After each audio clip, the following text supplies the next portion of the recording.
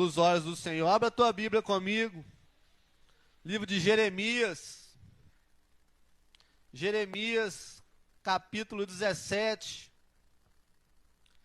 Jeremias, capítulo 17.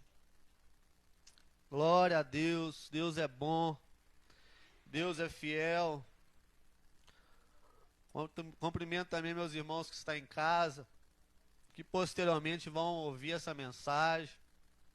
Aqueles que estão juntinho com a gente, que o Senhor abençoe a sua casa, a sua vida, a sua família, o seu lar, os seus negócios, e que você possa também ser alcançado aí com misericórdia e graça, em nome do Senhor Jesus Cristo. Ó Deus, mais uma manhã nós te agradecemos, Pai, por esta palavra, por essa oportunidade, pelo teu abraço, Senhor. Obrigado, Deus. Faltam palavras de gratidão, Senhor. Mas nos ajuda a ser praticantes dessa palavra, porque eu acho que não tem maior gratidão a ser demonstrada do que sermos obedientes à tua voz, aos teus ensinos, Senhor. Não nos deixe endurecer o coração, mesmo que essa instrução possa mexer com as nossas estruturas, mas que o Senhor nos quebre, Senhor, e nos dê a capacidade de realmente praticar tudo aquilo que o Senhor tem nos ensinado, de realmente ser fiel e confiar em cada palavra lançada em nosso coração. Não nos deixe nem ser negligente, Pai, não nos deixe de forma alguma viver contrário à tua mensagem, Deus. Mas nos prepare e nos capacita para isso em nome de Jesus.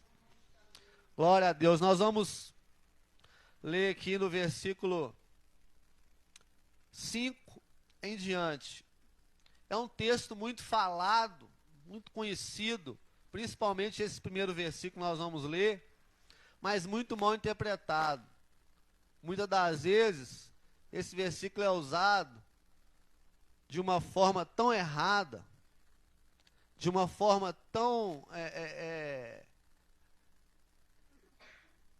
tão enganosa, que as pessoas deixam de colher o fruto dessa mensagem, dessa palavra, por querer viver ela da forma contrária a que o Senhor quis passar através da mensagem. Então, a Bíblia ela tem que ser bem discernida, bem lida, por isso a gente tem que meditar sobre o que a gente lê, e não ficar dando ouvido ao que os outros falam, que as pessoas falam através da Bíblia, porque muitas vezes as pessoas distorcem o sentido da Bíblia, para que você não colha o fruto daquilo que ela quer te dar. Então presta muita atenção no que você ouve, para que você também não seja enganado, e aquilo que você ouve, você vai lá e tira suas conclusões, lê, medita, reflete, e aí você nunca vai ser enganado. Amém? Diz assim, ó: assim diz o Senhor, maldito o homem que confia no homem,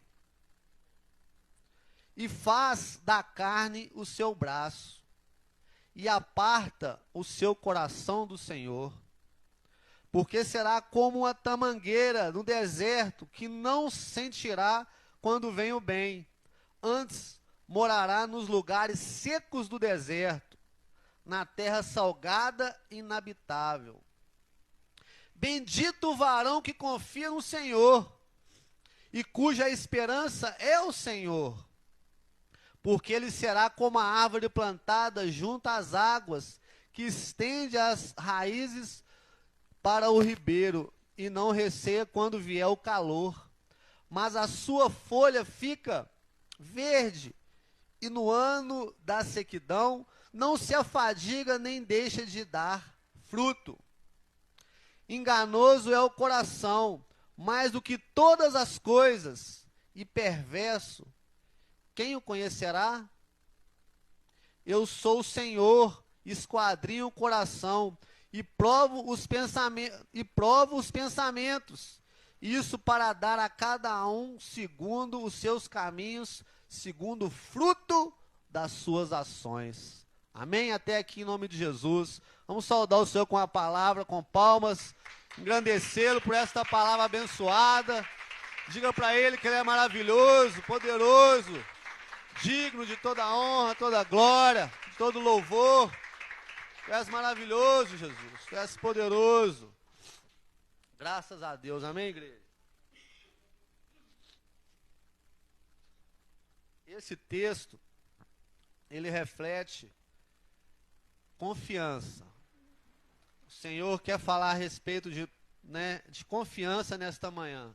Por isso eu disse que o louvor testificou, muita coisa está testificando. Mas se tem uma coisa na nossa vida espiritual que eu acredito ser mais difícil para a gente realmente desfrutar e viver, é a confiança plena no Senhor. E quando eu falo a confiança plena no Senhor, é a confiança plena na sua palavra, na sua instrução, na sua direção, no seu ensino, no seu mandamento. Quando nós confiamos plenamente, sem sombra nenhuma de dúvida, naquilo que nós ouvimos e aprendemos com esta palavra, nós somos bem-aventurados. Nós somos mais que vencedores. Nada pode nos derrubar, nada pode nos vencer, porque esta palavra, junto à nossa fé e confiança, nos torna vencedor, nos torna invencível, inabalável, irrepreensível. Por que Daniel tinha um espírito excelente e era um homem inabalável e irrepreensível? Porque ele vivia à risca a palavra de Deus. Ele era perfeito? Não. Falhava? Falhava. Mas fazia de tudo para cumprir a palavra. Aquilo que ele aprendeu, aquilo que ele aprendia. E prova disso foi ele ter um compromisso até ter risco de morte. Passar por uma prova a qual ele passou ali de uma forma injusta. Porque se era um homem idôneo, um homem repreensível, um homem que tinha um espírito excelente, era um homem que, aos nossos olhos, não merecia passar por aquilo. Por aquela injustiça, por aquela trama, a qual levou ele àquela cova de leões. Mas a sua confiança, no seu compromisso, na sua vida com Deus, fez ele vencer aqueles leões, aquele perigo, aquele medo. Não teve medo algum em entrar naquela cova, porque ele conhecia a palavra. Não teve medo algum em estar com aquelas feras, porque ele sabia o Deus que ele servia. Ele confiava neste Deus de uma forma imensa, a qual os frutos dessa confiança eram notáveis por aqueles que estavam convivendo com ele sobre aquele reino. Aquele rei queria estar sempre perto de Daniel, porque acredito que as suas atitudes naquele reino demonstravam a sua fé e confiança e mostravam os frutos por ele ser um homem totalmente entregue e confiante ao seu Deus. Os frutos, com certeza, deixavam aquele rei perplexo, a ponto daquele rei chegar a jejuar por aquele homem sobre aquela cova. É muito forte isso, igreja. Quando a gente tem uma confiança verdadeira no Senhor, os frutos que a gente adquire nos nossos caminhos são tão grandes que eles não vão abençoar somente a nossa vida, eles não vão fazer diferença somente na nossa vida, mas aonde a gente passar, a gente vai impactar, a gente vai ensinar, a gente vai de alguma forma levar a luz, levar a graça, a misericórdia do Senhor, aonde a gente estiver, o Senhor vai estar sendo testificado, representado, glorificado através das nossas vidas. O que a confiança faz é algo sobrenatural. Por isso a Bíblia, quando se fala em confiança em Deus, sempre tem promessas extraordinárias. Sempre tem promessas que se você prestar bem atenção, você vai falar, vale a pena eu confiar, não vou arredar a mão, eu vou confiar, não vou retroceder, não vou deixar o meu eu, os meus temores, fazer eu deixar de confiar. Igreja, Deus quer uma igreja madura, não tem maturidade sem confiança. Onde habita o medo, a insegurança, acaba habitando também um distanciamento do homem para com Deus. Lá em Hebreus fala que o homem que retrocede, a alma do Senhor não tem prazer nele.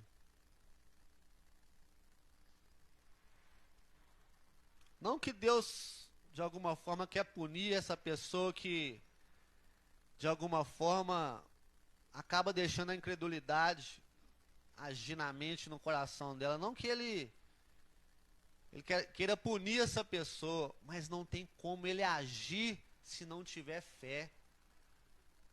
Ele fala que sem fé se torna impossível agradar a Deus. Sem fé se torna impossível agradar a Deus. E a fé é a confiança, igreja. É você confiar plenamente que Deus é Deus e que Deus fala, Deus cumpre, que Deus tem o poder e o domínio sobre as mãos, que nada foge ao seu controle, que Ele criou, Ele toma conta e Ele sempre vai tomar conta. E por que que nós pecamos em viver de uma forma que demonstramos não confiar plenamente no Senhor?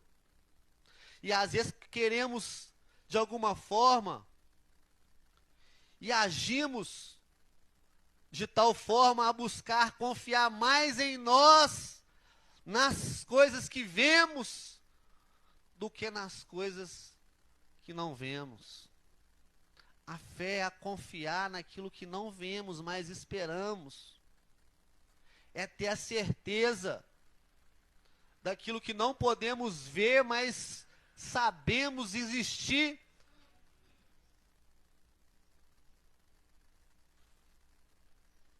E o homem peca muito. Por isso começa aqui esse texto, porque naquela época, o povo de Judá, aquele povo estava realmente confiando na força do braço humano, em si mesmo e nas suas alianças, nos seus ídolos. E o Senhor se entristecia muito com isso. Muita coisa Deus já tinha feito por esse povo, muitas vitórias já tinham sido dadas, muita prova de amor, de cuidado, que se esse povo valorizasse isso verdadeiramente, não iria confiar em si mesmo, mas iria sempre ter a confiança em Deus. Aí eu te pergunto, o que mais Deus precisa fazer para que você confie plenamente e somente nele? O que mais Deus precisa fazer para mim e para você acreditar que Ele é Deus, que Ele é soberano, que Ele tem o controle nas mãos, que Ele te faz vencedor, que você pode ser um miserável, mas Ele te coloca a sentar em cadeira de príncipe, que Ele faz de você mais que vencedor, não apenas um vencedor. O que mais Deus precisa fazer para que nós venhamos entender e desfrutar disso? Qual a outra prova que Ele precisa te dar para que você pare de ter medo, receio, dúvidas em relação às suas promessas, à sua palavra? O que mais nós precisamos aprender e conhecer para que a nossa fé seja viva e verdadeira? Até quando vamos falar eu posso, eu consigo, confiando na força do nosso braço, na nossa inteligência. Nós não podemos verdadeiramente nada. E a palavra é bem clara: sem mim nada podereis fazer. Isso é óbvio, mas isso não é motivo de nós nos diminuirmos a ponto de deixarmos outras promessas que nos torna vencedor pela sua misericórdia e graça sobre as nossas vidas, pelo favor que realmente nós não merecemos. Porque as pessoas confundem muito isso, acabam colocando, como esse versículo que eu vou explanar um pouco aqui sobre ele, acabam colocando uma distorção em relação quando nós devemos realmente nos diminuir. Aí a pessoa acaba se colocando como um lixo que não tem proveito para nada. E não é por aí. Não é por aí. A gente realmente precisa e depende extremamente do Senhor, e sem Ele nada nós podemos fazer. Mas se estivermos depositando a nossa fé e confiança nele, passamos a ser chamados de heróis da fé. Passamos a ser vistos como ele deseja que nós sejamos vistos, como luz, como sal, como testemunho do teu poder. É para isso que o Senhor nos escolheu, não para a gente ficar se diminuindo e nos fazendo incapaz. Nós temos que nos diminuir sim, mas entender que Ele nos faz capaz, que Ele nos torna incapaz, que Ele nos dá condição e que Ele nos faz vencedor. Então há uma diferença em se diminuir, em se colocar, né, como aquele que não tem condição, como aquele que não pode. Eu, pela minha natureza humana, não posso, mas eu, pela minha fé em Cristo, eu posso. Eu, pela minha natureza humana, não sou nada, mas pela minha fé eu tudo posso naquele que me fortalece. E o texto aqui vai falar que maldito o homem que confia no homem. E o mundo interpreta essa palavra como eu não posso confiar no meu irmão, porque eu vou me tornar um homem maldito. Mas o texto quer dizer que eu não devo confiar no homem acima de Deus. Depositar todas as minhas fichas, a minha fé, na carne, na humanidade. Eu tenho que depositar todas as minhas forças e fichas, toda a minha fé no Senhor. Mas eu preciso do meu irmão. Eu preciso do membro. Eu preciso confiar no meu irmão. Mas não como um Deus. Mas não como a minha força. Como a minha fortaleza. E naquela época ali, o povo estava deixando Deus de lado para confiar nas suas alianças. Para confiar na força do braço, na sua sabedoria, na sua capacidade de resolver as coisas, de guerrear. Estava esquecendo de quem fazia deles vencedores. Isso entristeceu o coração de Deus. E ele começa a explanar aqui que as consequências viriam para esse que age de tal forma. Então, quando você deixa a incredulidade, que é algo que vai tirar muitos do reino dos céus, porque os incrédulos não vão herdar o reino dos céus. Quando você deixa isso fazer parte da sua vida, você acaba sofrendo consequências. E o texto fala aqui de uma consequência que é triste. Ele fala: assim diz o Senhor, maldito o homem que confia no homem, faz da sua carne o seu braço e aparta-se o coração do Senhor. Porque será como a tamangueira no deserto e não sentirá quando vem o bem. Acabou a sensibilidade para com as coisas de Deus.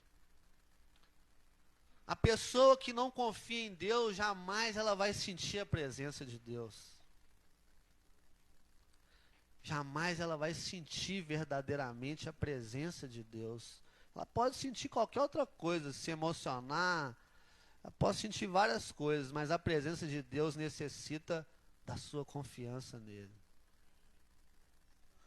Às vezes você nem tem essa confiança plena, mas se você deseja essa confiança, ele se manifesta a mim e a você.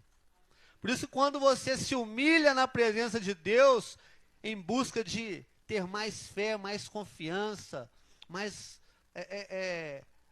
vida com Deus, ele te abraça, ele te enche, porque ele sabe também dos seus limites, até onde você pode ir, mas ele quer ver um desejo no seu coração, o desejo de confiar plenamente nele. O pastor falou aqui de Pedro. Pedro, ele tinha esse desejo. Pedro, ele tinha esse desejo com as suas limitações, com a sua ignorância, com o seu jeito difícil de ser. Pedro demonstrou que ele queria. Porque imagina você ali, põe o pé. Põe o pé. A nossa natureza humana falando, você vai afundar.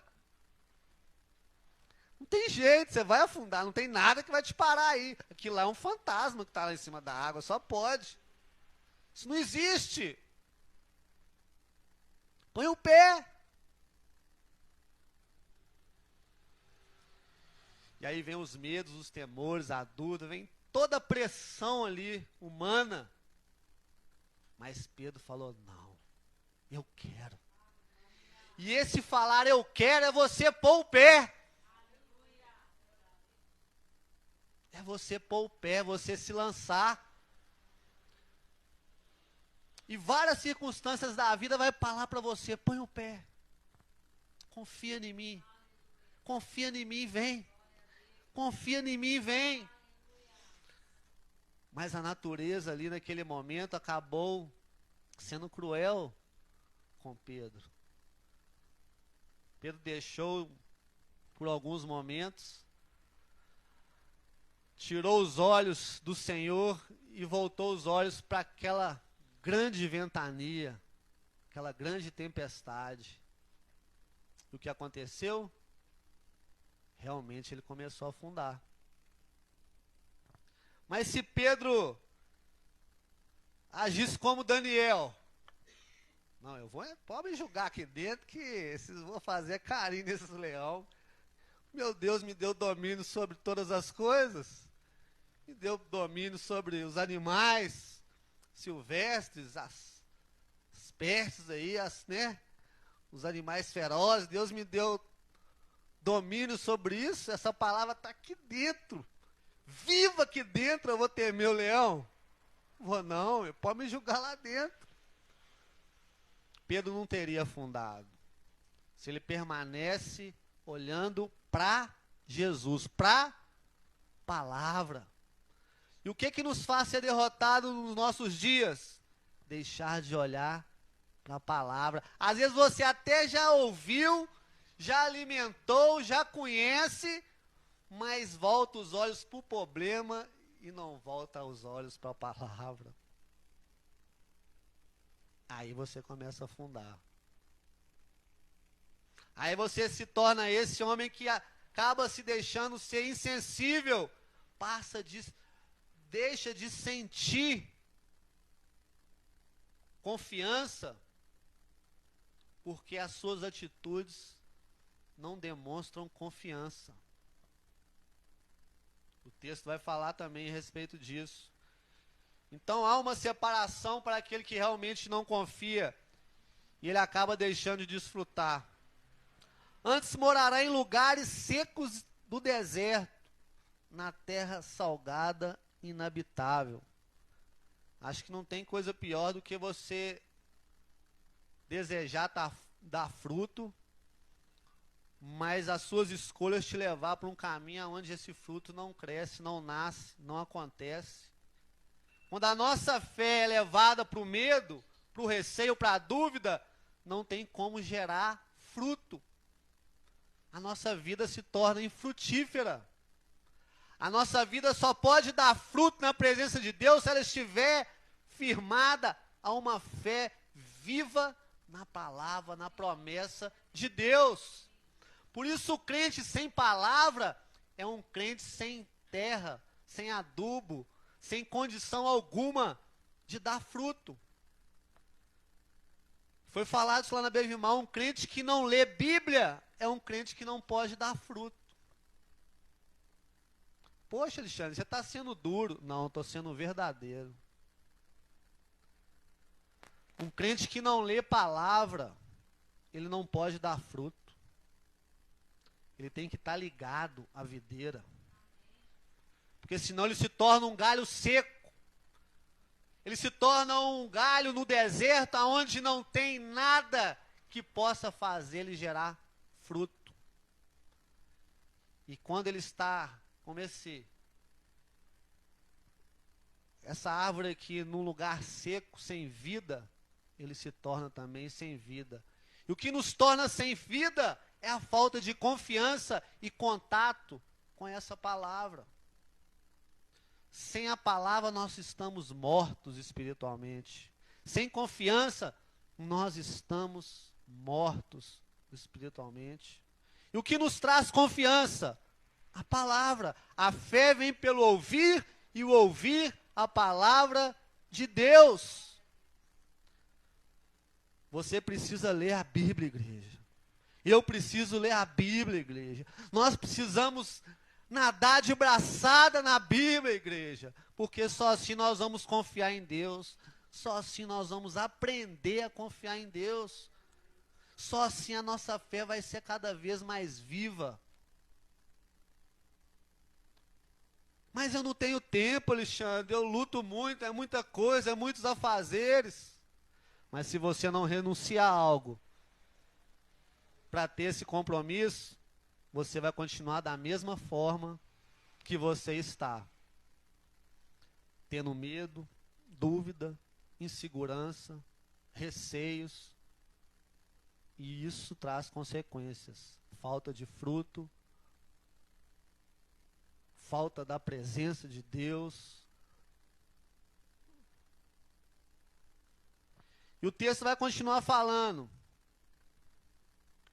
Bendito o varão que confia no Senhor e cuja sua esperança é o Senhor. O que é esperança?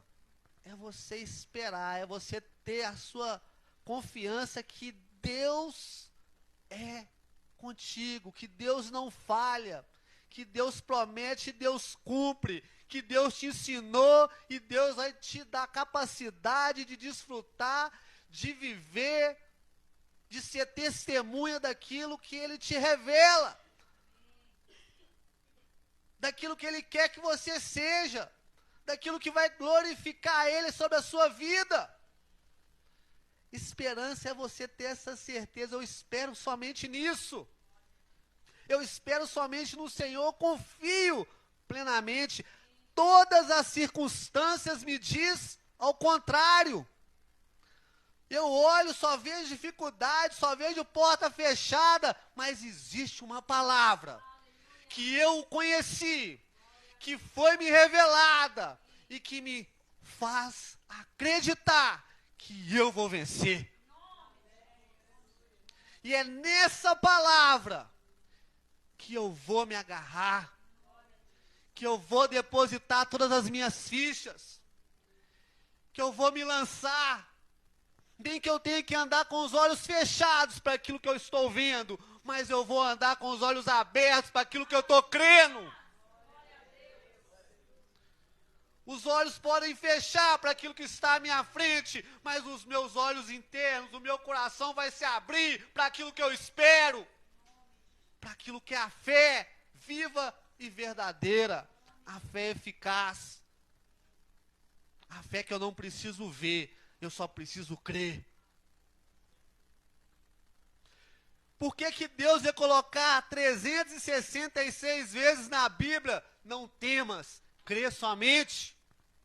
Uma vez para cada dia do ano, inclusive para o ano que tem um dia a mais. Porque Ele não quer que a gente tema nada não, igreja. Ele quer que todo dia você acorde e fale, eu creio no Deus que me deu esse fôlego de vida. Eu creio na minha vitória nesse dia de hoje. Eu creio, diante de qualquer Golias que aparecer no meu caminho, que eu, pela misericórdia e graça do Senhor, eu já sou mais que vencedor em Cristo Jesus. Se você acordar a partir de amanhã professando isso, irmãos, declarando isso no seu dia, não tem Golias que vai te vencer, não tem medo que vai te fazer voltar atrás, que vai fazer você ter medo de colocar o pé, porque a boca fala aquilo que o coração está. Então comece a declarar vida sobre a sua vida, bênção sobre a sua vida, sobre o seu dia. Levante declarando, pela graça e misericórdia do Senhor, eu sou mais que vencedor. Eu confio plenamente naquilo que Ele colocou no meu coração. E que nesse dia, Ele seja mais uma vez glorificado sobre a minha vida, conhecido através da minha vida, através das minhas atitudes, das minhas escolhas de ousadia. Então, bem-aventurado o homem que confia no Senhor, porque ele será como a árvore plantada junto às águas, que estende as suas raízes para o ribeiro e não receia quando vem o calor.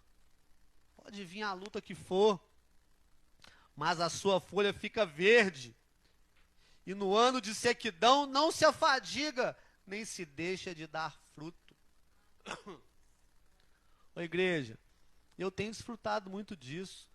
Eu ligo o meu aplicativo ali para trabalhar, às vezes eu tenho alguns grupos ali, que eu vejo pessoas reclamar. Ah, que esse Uber tem que sair desse Uber, que esse Uber é isso, que é escravidão, que é isso, que é aquilo, que é isso, que é aquilo. E só reclamar, reclamar, reclamar. E o que eles estão colhendo? O que eles estão declarando. E aí,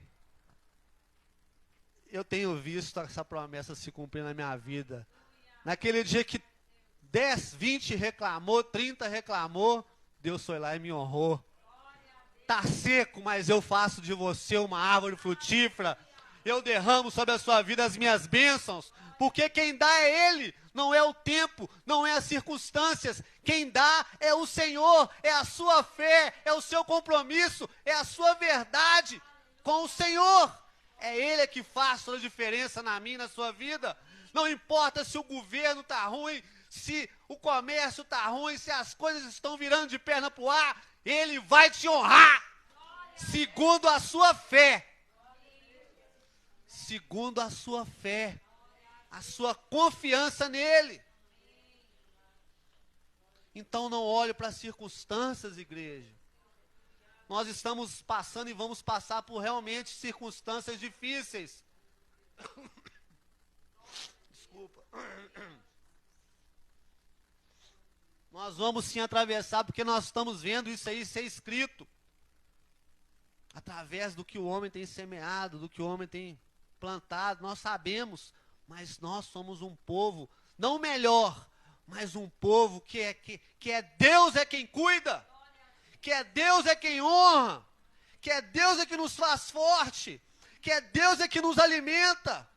Por isso nós honramos e glorificamos somente a Ele, não a força do nosso braço.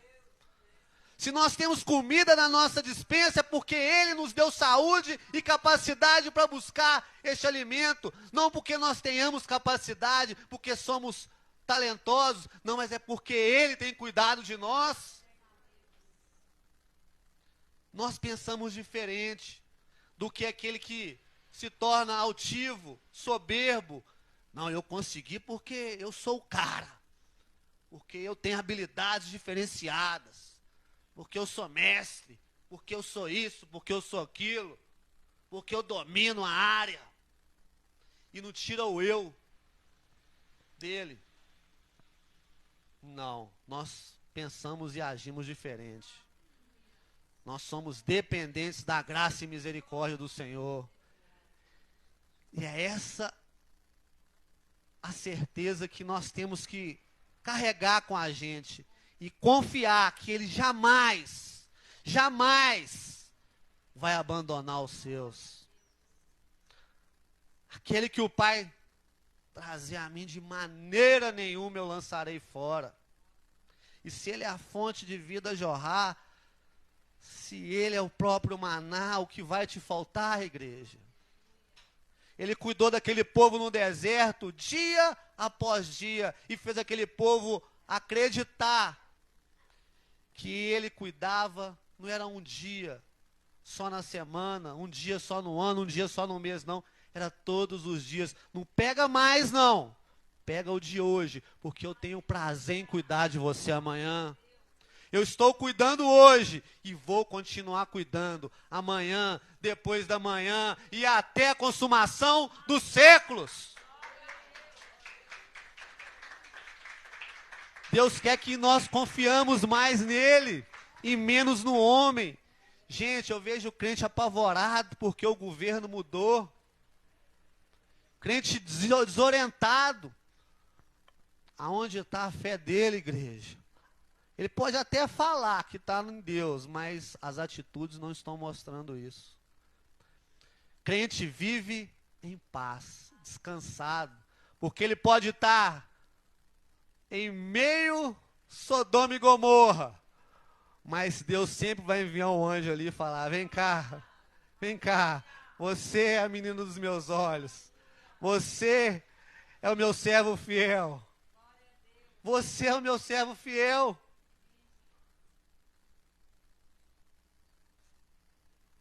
Por você, Deus pode livrar nações. Por um justo, Deus pode livrar nações. Então não perca a sua fé, não perca a sua esperança. Estou terminando. E o texto vai falar assim: enganoso é o coração, mais do que todas as coisas, e perverso. Quem o conhecerá? Por isso devemos confiar em Deus e não até mesmo em nós mesmos. Mas quando nós confiamos em Deus, nós temos isso aqui muito claro, que nós somos falhos, sujeito a erro, sujeito a má escolha. Por isso foi falar na Casa Bevimar: tudo que você tiver que escolher, consulte a Deus, consulte o seu pastor, consulte uma referência que você sabe que está na direção de Deus. Mas nunca vá pelo seu coração, pelo que você acha. Tudo que você for fazer na vida e que tiver uma bifurcação, caminho direito e caminho esquerdo, consulte primeiramente a Deus. Nunca se precipite na sua escolha e você será bem-aventurado. Confia que essa direção que você vai ter, mesmo que ela venha contrariar o que você deseja, vai ser bom para você lá na frente. Confia. Porque às vezes a gente vai consultar a pessoa, vamos supor, você arrumou uma namoradinha ali, tá doido para casar, e ela é tudo que você queria. Mas você tem uma grande e muito importante escolha. Será que é esta mulher que Deus preparou para você? Ou é a mulher que o seu coração preparou para você? Por isso muitos casamentos dão errado, muitas coisas acontecem numa vida conjugal, muita luta. Por quê? Porque foi feito pelo coração e não pela direção divina. E Deus ainda é tão bom que Ele ainda consegue às vezes fazer com que a coisa dê certo. Porque ele não tem prazer no divórcio, ele não tem prazer. Às vezes a gente faz mais escolhas e Deus ainda move para as coisas dar certo.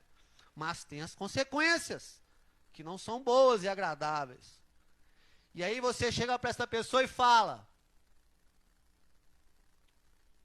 eu tenho uma escolha a fazer. Eu queria muito que fosse você, mas eu tenho alguém que dirige a minha vida.